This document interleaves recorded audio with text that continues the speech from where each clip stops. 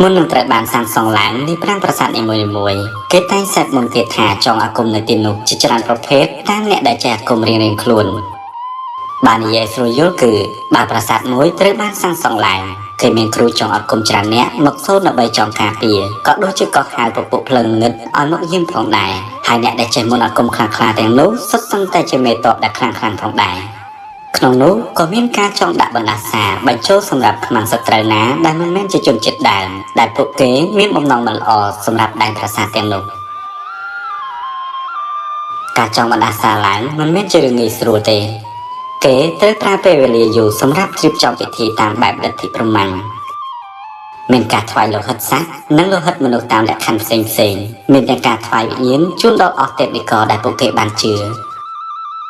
បណ្ដាសានេះគឺមិនមែនគ្រប់គ្នាអាចចេះតែដាក់ចងបានឡើយគឺទាល់តែអ្នកដែលហ៊ានលះបង់ខ្ពស់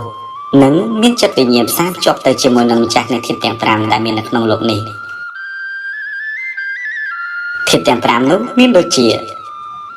ទឹកដីភ្លើងខ្យល់និងឈើ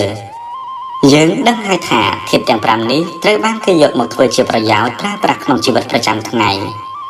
តែទន្ទឹមនឹងនោះធាតុទាំង5ក៏ជាអាវុធមុខពីរអាចធ្វើឲ្យមនុស្សមានទុក្ខភ័យផងដែរគ្រោះទឹកជំនន់ភ្លើងឆេះផ្ទះ